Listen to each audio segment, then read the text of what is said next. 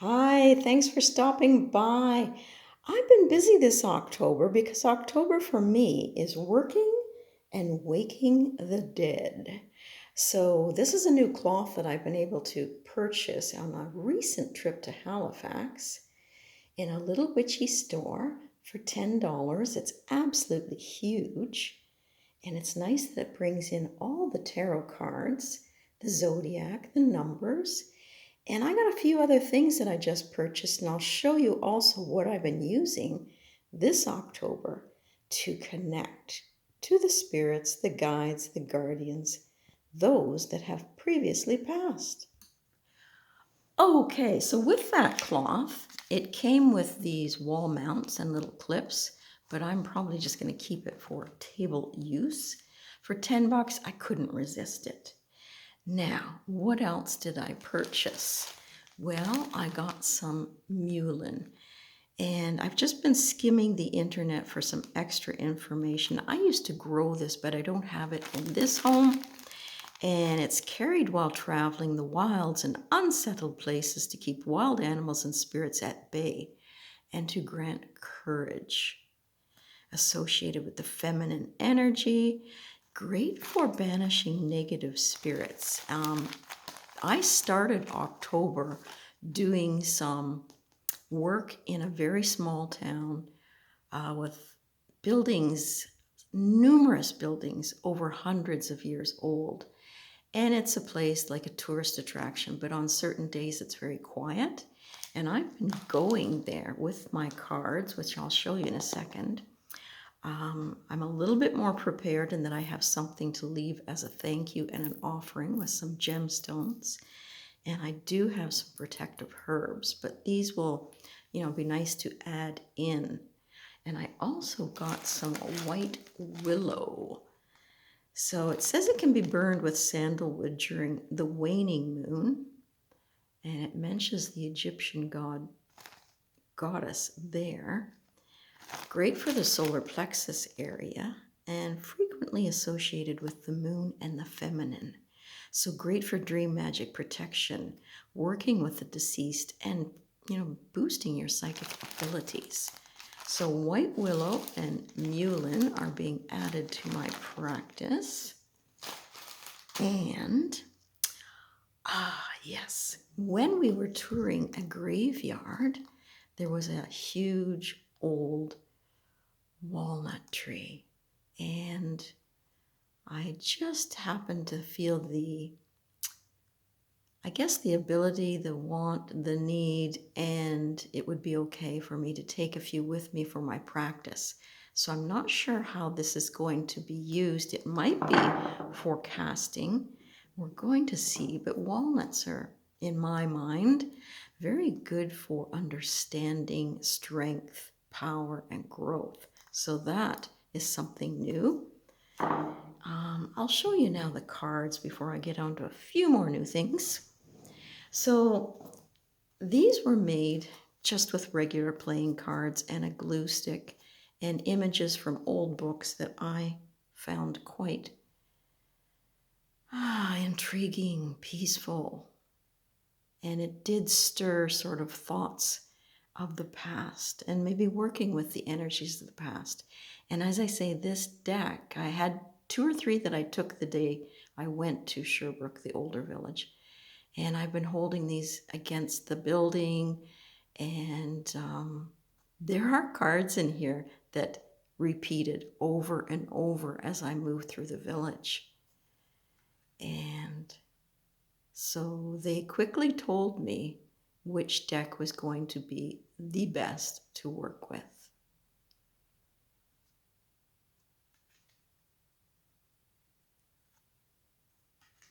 I like the darkness of it, the black and white images. This one came up at the end, to be joyful, to be happy. And I did do a video, I just haven't posted it yet. It might need some editing. But now we're getting into the cards that keep repeating. I got the feeling that with this one, there was a secret in the village, and that it was much talked about. I did do some work by the church, and I believe this is representing the minister of the church and his connections. But there were secrets, and this is the last one in the sequence that just kept repeating over and over again. So I'm anxious to go back. I think this older woman has something else to tell me. And it was a village where the ships used to come in and bring all the cargo, I believe, from New York. And it still is quite the village where people, congregate. There's a market that goes on every weekend in the summer. There's teas at the old house. There's the skilled crafters still working out of the buildings, demonstrating their skills. And that, represents the boats that would come in and bring the needed things to the village. The old houses surrounding this is just amazing. And they've really got the knack of telling the stories when you step into each of the individual buildings, whether it was for the doctor or the pharmacy out front, or the fabrics that were being, created, and the sewing and the labor of the ladies. It was astounding. So this card did come up, but I haven't found anyone to verify if there was a major fire in the area. This one came up as well, that there was some investigations going on. So I'm anxious to take this deck back once again and spend some time in the village now that I have a thank you and some protection for myself. But what else did I get on my journey? I did purchase some stones. This is only a small portion of it because some are being saved for my birthday by my husband. These I started working with last night. These are chunks of moonstone, and they were only $2 a piece. And I did bring them up last night to where I was working, and with the energy, I tried to feel which one I was supposed to be working with at this time. Couldn't get a ping, so I worked with all of them, and oh my gosh, it took me on such dreams last night, lucid dreams. And I've also been using a book with this, because when I delve in October, and I think, as I say, this is going to continue, it's the delving into how to best connect with spirits, guides, guardians, those that have passed. And Moonstone is very good for boosting the psychic abilities, the intuition, that feminine energy. So I always return to my bookshelf as well to find interesting stuff to work with. Now, this is something else I have to show. So before we get to the book, there we go. I did find this. And I like the fact that it had the days of the week in it, as well as the alphabet. So this is going to be something I can use with my pendulum for communicating with spirit, gaining insights. And because it's a pretty good size, this is a 10-inch round, I think the pendulum will be able to pick up the outer numbers as well as the days of the week. So that was fun. But the book that I've been using, I've picked out 3 for the month. I started with this oldie last night. And with the combination of holding these 3 stones as I was reading, and this is all about soul communication. And I believe he was based out of, or he had a workshop area in Toronto. Never went to it, never attended it, but I must say I am enjoying the first few pages that I was scanning last night. Very uplifting, talks a lot about the soul communication and how to go about just connecting and trusting. And I've gotten as far as this. And with these stones helping me to connect, I think it's going to be quite nice. And it does suggest that as you read through, he has paragraphs that if you wish to download energy, care of the divine, it's a matter of focusing and reading that paragraph over and over again and connecting. So this looks quite interesting. I am certainly enjoying the dreams that it brought last night. And another oldie that I'm going to be connecting with is Companions in Spirit. And this goes into interesting facets, even with numbers. So I'm going to show you some of that. But there is the table of contents. So you get to work with auras, grounding, meeting your guides, messages, and interpreting those messages, whether they're auditory, visual, or other phenomena. So that was sparking my interest, as well as when it talked a little bit in here about your guardian angels. None of us comes here alone. It is not permitted. We're sent off by senior advisors and arrive in good company. If you want to call it Holy Spirit, the divine, has a multitude of emissaries whom we often refer to as guardian angels. Many times a so-called guardian angel is in fact a lifetime guide. But that can change, right? And then it's going into visual symbols and really taking us into deeper times where we can reflect on what we hear, see, dream, all of that. But the numbers did fascinate me that went along with this. And I've just brought this deck to the table today to bring out some of the numbers, which I intend to work with this deck and its spread as well. And it's a La Scarabeo deck. But I thought we'd look at the numbers on the cards and what this little booklet has to offer. If those numbers should come up when you're working with spirits. For instance, the number 1.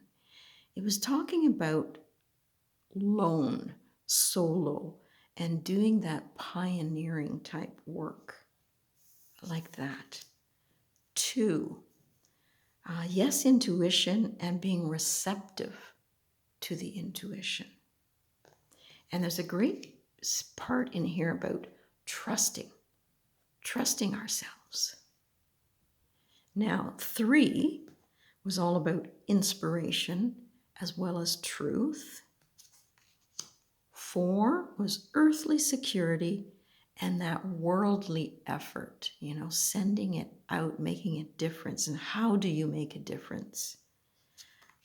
5, learning and teaching. That was interesting for the number 5. 6, generosity. 7, nature's wisdom and the mystical part of working with nature and its wisdom. Communication for 8 and the ability to lead. Compassion and service with 9. The divine. 12 talked about revolutionary thoughts and inspiring others. Mental organization. Oh, no, sorry. There was supposed to be an 11 in there, and I've missed 11. But anyway, 11 was revolutionary thoughts. 12, mental organization. 13, great power and group power. And 18 was luck with a project. Now, the deck does go into a multitude more of numbers and different than this, but that is something I still have to study. but I thought I'd bring this in. Now I want to see if I can find the trusting part. Okay, I finally found it. Now it does say in here, because some people don't trust what they're hearing, it takes trust to do this work. Remember what I said earlier. If you ask a question, be ready to act on the response. If you are not willing to act on the response, do not ask the question. If you do not use the answer you are given, the soul world will be less inclined to answer your next question. You have not shown gratitude. You have not shown respect and reverence. This is a very important principle to keep in your awareness. If you're not willing to act on the answer, do not ask the question.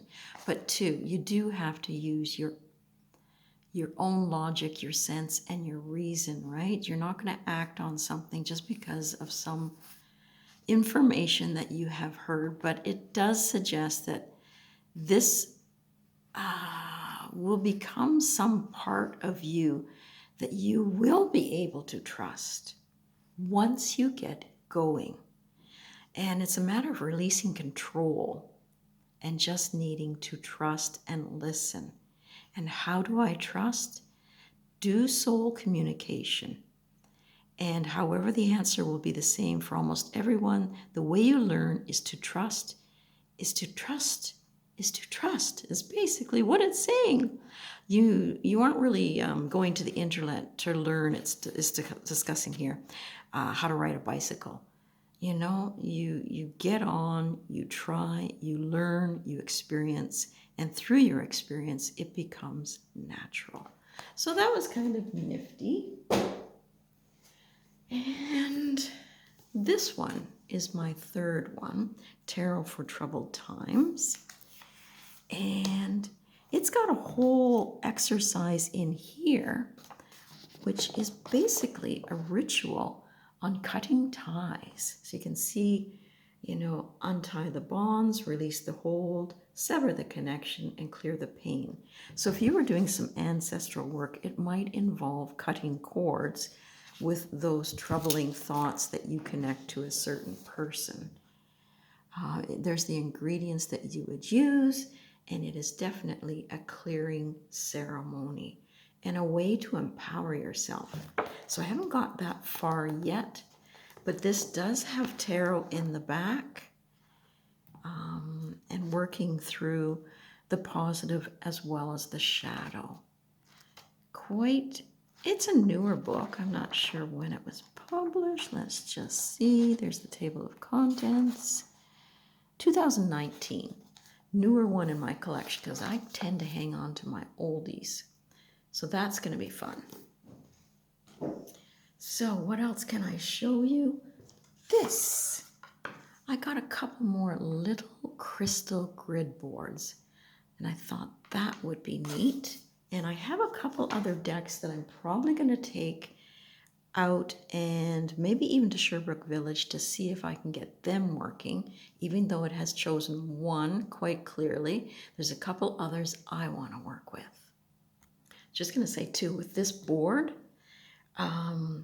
it's going to allow me to also use the pendulum to connect with the tarot cards that I showed at the first that are around the side. It's all within, I think, reach, especially if I have a longer chain pendulum in order to bring in some of the energies of the cards. So these are my three other options for connecting to spirit. I get a good feeling and a good vibe about these. So this is one I've shown before, the Vintage Wisdom Oracle. And it has the sepia-toned images and a very gentle deck. I haven't taken this one to the village yet to see how it will connect. But if you haven't seen this deck, it is, I think, one that will probably work well in connecting to ancestors. It's vintage looking. It has some keywords.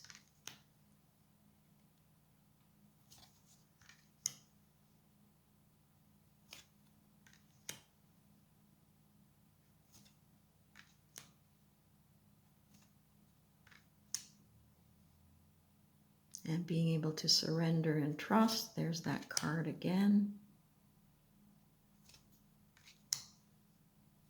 So I'm going to try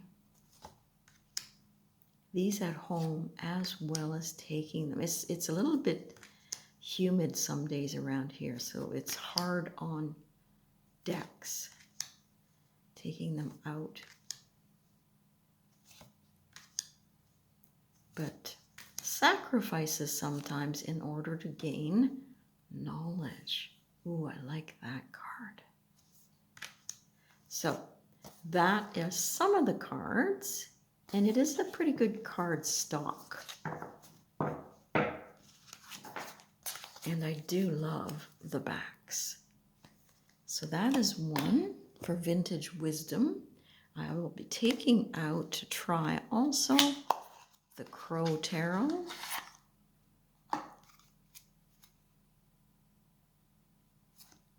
For me, I guess it's bringing in the nature as I'm out and about.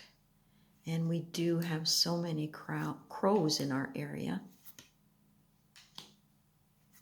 And they seem to be quite happy on our property, making it their home.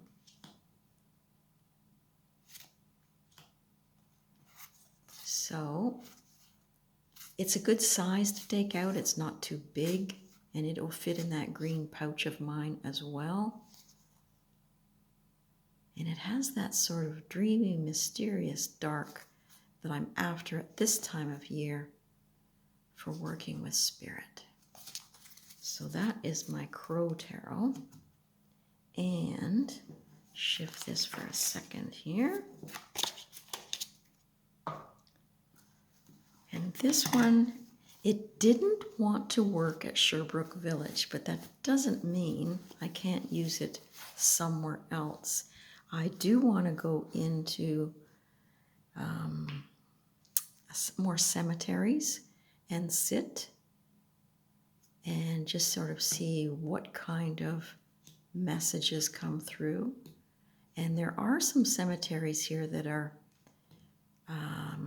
not so well attended, I guess, a little bit more private for me. They don't have benches, it seems, in the cemeteries around here for sitting. But this is another deck that I'm pretty sure I just have to find the right spot, the right cemetery, in order for messages to come through. So this is my homemade deck, another playing card one that I picked up in a thrift store, found some images and books. Just gotta get it in the right atmosphere and let it talk. So that's what I'm doing so far this month, is really having a good time opening up, opening that veil and letting the spirits converse. Because there's just, the veil seems to be opening faster this year. So much faster. The communication, the dreams that are coming through. It's just so uplifting. And they're positive. They're not dark and gloomy, which is wonderful. So if you're having vivid dreams like I'm having, and some of the other people I'm talking to are having, enjoy them. Let Spirit talk to you and see where it takes you. Everyone, enjoy your October.